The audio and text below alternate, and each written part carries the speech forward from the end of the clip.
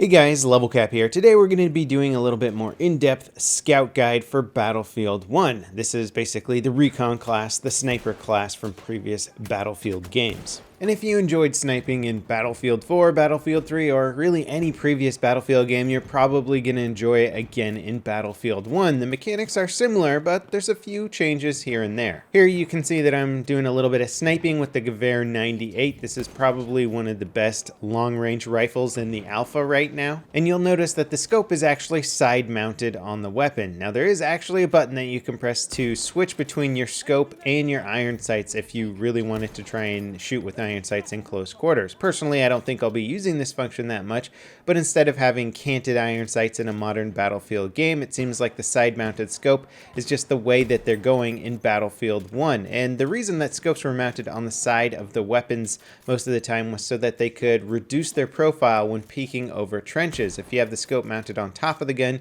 you have to rest your head a little bit higher, and that makes you an easier target for other trench snipers. In fact, I'm really looking forward to seeing what this looks like on actual trench maps. Now, one of the biggest differences between the sniper rifles in Battlefield 1 and previous Battlefield games is the sweet spot mechanic. Each sniper rifle has their own specific sweet spot distance, and that's the distance in terms of how far away your enemy is from the weapon when you fire. So the Gewehr 98 has its own sweet spot, which is a little bit further away than the other bolt-action rifles, and the sweet spot means you'll be doing maximum damage even if you don't hit them in the head. So you have the potential to be able to kill somebody with a one-shot body shot, provided that you hit them at the sweet spot distance. And I don't know the actual distances yet. They're not actually shown in the in-game menu, but as soon as we figure them out, it'll be fun doing more in-depth sniper rifle reviews. Now, just like in Battlefield 4, there are a few rifles that will not one-shot headshot if you shoot somebody at the extreme distance, but you'll kind of know when you pick up these rifles. A lot of them don't have magnified optics,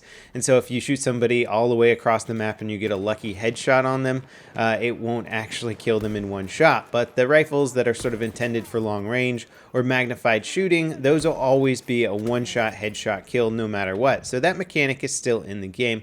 You just sort of have that new little mechanic where you can one-shot body shot provided that you're at the right distance. And for the most part, the right distance is not extreme close quarters. This is sort of designed to prevent people from using bolt-action rifles as sort of shotguns in close quarters where you can just blast people away and they have no chance to actually shoot you back. Now, the devs talked about how they actually increased the muzzle velocity on a lot of weapons, and the Gewehr 98 definitely feels like it shoots faster than any other bolt action that I've used in previous games. That being said, we have bullet drag now, so the further away your target, the slower your shot is going to go over time. So basically, long distance shooting requires a lot more skill and knowledge of bullet physics than it did before. I think they're trying and change up the sniper class so that you can do long distance shooting, but extreme long distance shooting is going to be much more difficult, and that should give them a little bit more flexibility with doing big, large, wide open maps where people aren't just getting constantly sniped all the way across the map, because it's going to be significantly more difficult. But if you're sniping somebody at, say, 200 or 300 meters, that might be a little bit more practical versus like the 1,000-meter headshot. Now, you're seeing me use a little bit of the 1911 here. Obviously, the scout class is more reliant on the sidearms than other classes, just because close quarters, you're usually not going to want to use your bolt-action rifle, maybe to get a first shot off, and then switch to your sidearm to finish off the kill.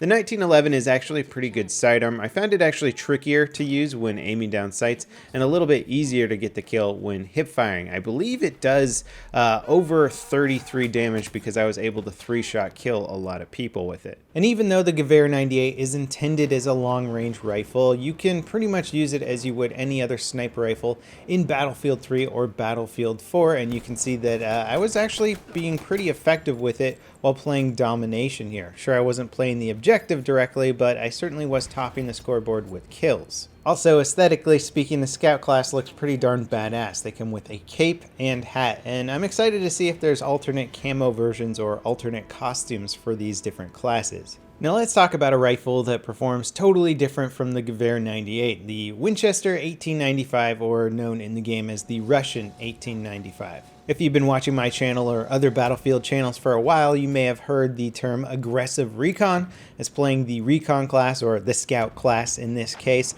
more aggressively. That means getting closer up, close quarters, and using your actual bolt action rifle to try and one-shot people in close quarters, or get a headshot on them in close quarters, or finish them off with a pistol. It's a heavily skill-dependent way to play the game, fairly inconsistent, and if you're up against really good players, it can be very hard to do. But the Russian 1895 is a rifle that's designed specifically for this type of play. As you can see here, I don't have any optics. It's got a cool lever action function to it, so you can rechamber around extremely fast, much faster than the other bolt action rifles. It only has a 5-round magazine, so you don't have a lot of time to sort of tinker around with the gun and miss your shots. As I said before, it's a heavily skill dependent way to play the game. Here we're seeing a little bit of gameplay from Mashed8, another YouTuber. If you want to check out his channel, he's linked in the video description.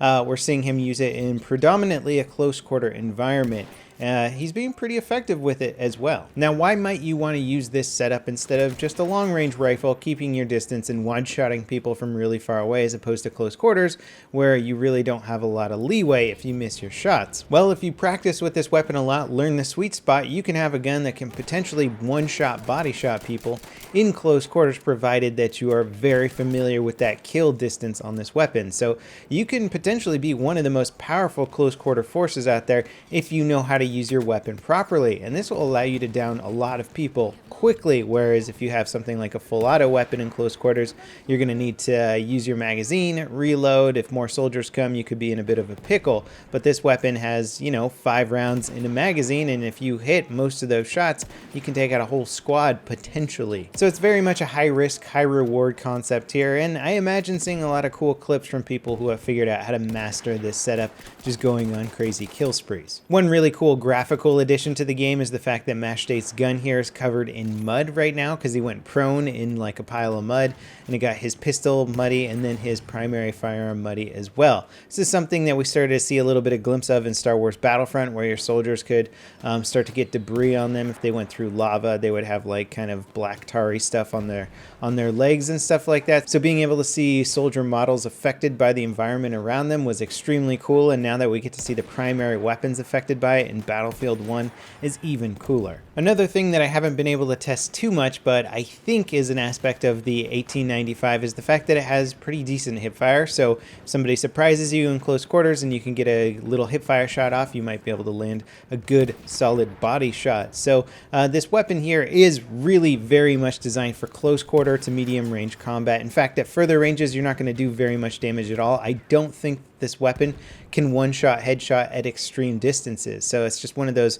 rifles that you just want to avoid that entirely. Here we'll see the flare gun in use. You shoot it up in the air, and I believe anybody below it within a certain radius will get spotted, so I knew that guy in the building was there, and I was able to approach and take him out. This is a cool addition to the game. I like it. I kind of want to figure out the exact functions of it, like how big the radius is, how long the spotting mechanism works for, but that'll just be something that will come in due time and more testing. Now here I've got the Russian 1895, but this time it's got a scope on it, and it's actually doing good damage at further ranges. Now what I find so weird or interesting about the gun setup in Battlefield 1 is that you can have multiple versions of sort of the same weapon, but it can change their performance pretty drastically. So this one's doing like 90 damage on a body shot at range right now, so it's pretty damn good. So basically, if you're trying out a new weapon in Battlefield 1, you're like, oh, this doesn't agree with me at all, well, maybe try out a variation of that weapon. It might agree with you more, since the playstyles can shift up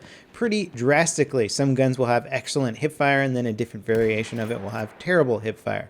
I'm very curious to see how this sort of materializes throughout the rest of the game of Battlefield 1, and how different performances between two variations of a gun can be. Ultimately, though, the Scout is absolutely dominating in Battlefield 1. I love it right now. If you're good at sniping, you'll really enjoy it. There's not a lot of classes right now that can counter-snipe a sniper. The Medic with, say, a Mondragon and that magnified optic can certainly do a good job, but that's one of the few classes and weapon types that you currently have to worry about. So you are kind of the king of long range as it currently stands. Because pretty much every other class in the game has been significantly nerfed when it comes to ranged performance, the sniper class just gets a huge buff. Even if the weapons itself weren't necessarily buffed or increased in performance, you're generally speaking going to do better because you are not countered as well by the other classes in the game. And that's great if you like playing sniper all the time. We'll have to see how this actually plays out for long range balance and if the scout class ends up being a little bit overpowered.